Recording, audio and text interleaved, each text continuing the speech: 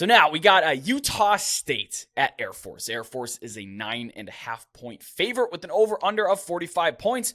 This game kicks off at 8 p.m. Eastern on CBS Sports Network. This, I know the Mountain West has existed on CBS Sports Network, but like Utah State at Air Force belongs on CBS Sports Network. Don't ever put this on another station. This is what I want to see as I'm drifting off to sleep at 11:30 at night in like a 19-14 game.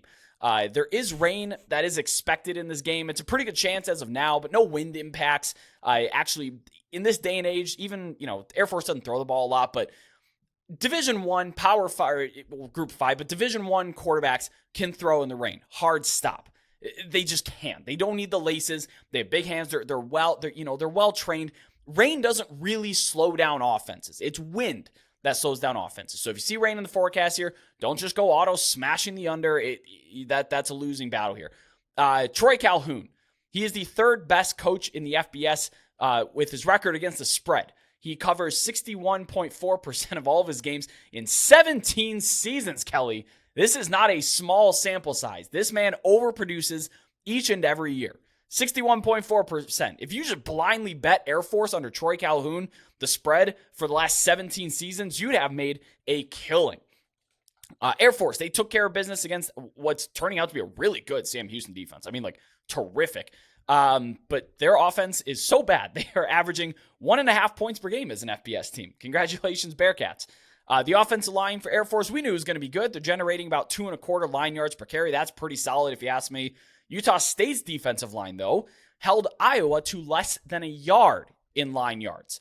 That's strength versus strength. I'm really excited to see this kind of matchup up front. They also held 50% of Iowa's carries to 2 or fewer yards. So Utah State is not messing around in the front seven. Their run fits are just terrific right now.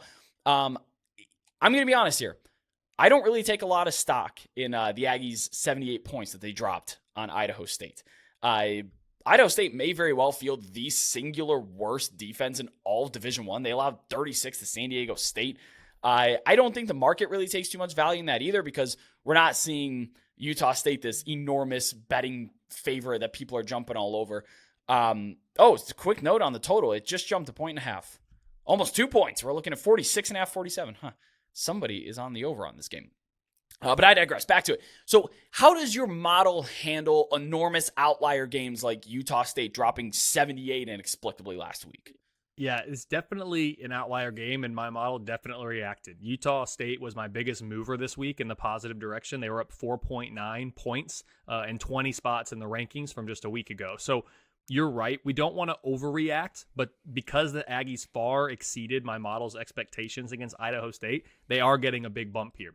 I've talked about this a couple other times on Twitter or other places too. The biggest mover for me this week was Utah State at 4.9. The biggest mover for me after week 1 was Oklahoma at 6.9. So you can see as we get going here, it becomes harder and harder to have big swings in a single week for any team. So that's another way that the model's trying to kind of dampen the effect of large blowouts, or even when you exceed or underperform expectations. The farther we get into the year, the harder it is to move too much, because you have a better read on the team with that in-season data being phased in and the preseason educated guesses, essentially what they are, being phased out. So definitely it reacted. Definitely am cognizant of the fact that, 78-28 against FCS Idaho State with a terrible defense, probably not super indicative of future success, but they did do much better than the model suggested, and so they are getting a decent bump this week. Well, and Utah State's a really interesting team, because going back to 2018, at the very least, Utah State has had at least a 4-game swing in their record, be it positive or negative. They're going from 11-4 to 7-6 to 1-5 to 11-3, back down to 7-6. And when they're at that number, I'm like, okay, well, they're certainly not, they're 6-7. They're certainly not going to have a 4-win swing again. But coming out of the gate with the way that they can run the ball and defend the run, they may be in store for a surprise 10-win seal. A lot of people are on the back are backing the Aggies right now.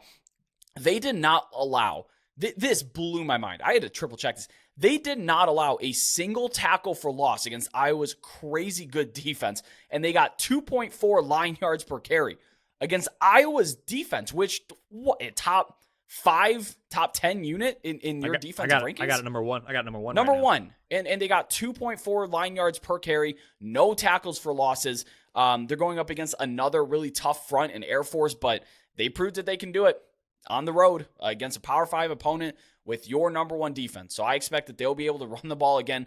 This is going to be a run-heavy game here. Again, the market reacted to the over, so I'm probably not going to recommend betting the under here, but this is going to be two teams that can run the absolute heck out of the ball. Yeah, I have the Mountain West just holistically. This is a great Mountain West game on a Friday night on CBS Sports Network. Like you said, I have the Mountain West race as pretty wide open right now. Boise State has a 43% chance to make the conference championship game. That's best in the conference, and it's 43. That means there's a 57% chance that they don't. So nobody's a favorite at this point to make it to the conference championship game.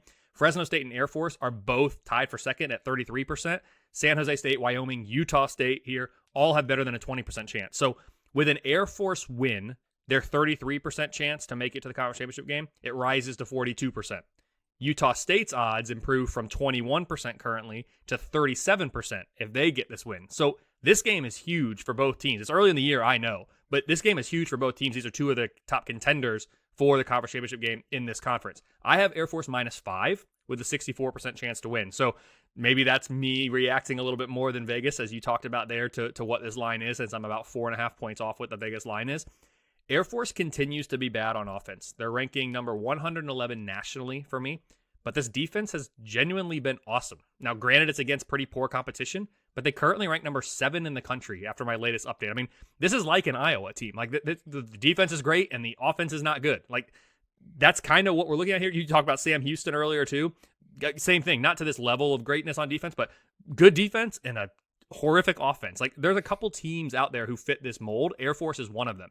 I already talked about Utah State being my biggest mover this week, but the Aggies are also among my top 10 biggest risers in the power rating since the preseason, too. So when you look at their preseason power rating versus what it is currently, it's something I'll keep updated on the website every week. But right now, they're in the top 10 of that as well. Granted, we're only through a couple weeks. But both units for Utah State started the year ranked number 110 or worse. They are now both in the 80s. So I have seen good improvement from Utah State, better than what we've expected. Again, I know what they've played, Idaho State, and that game at Iowa. Like you said, there were positives to take away from that game at Iowa. You touched on some of those in the running game, especially. So of the 10 remaining games, this one is currently projecting as the most difficult for the Aggies by my numbers. The difference here for this one, it could be as simple as this game is at Air Force. Like, it could come down to being the home field advantage is the difference. So bottom line, I have Air Force -5, a 36% chance for Utah State to pull off the upset on the road. Falcon Stadium, the second highest elevation FBS stadium behind Wyoming. So the home field advantage is real. Logan, Utah isn't exactly at that same kind of elevation, albeit they're not at sea level. I think I lean with you here. If your numbers are showing Air Force -5, then let's see. I don't know if we're going to get a 10 on Utah State. If we can get a 10 on Utah State, I'd play the Aggies there. I lean to take 9.5, take the points with Utah State.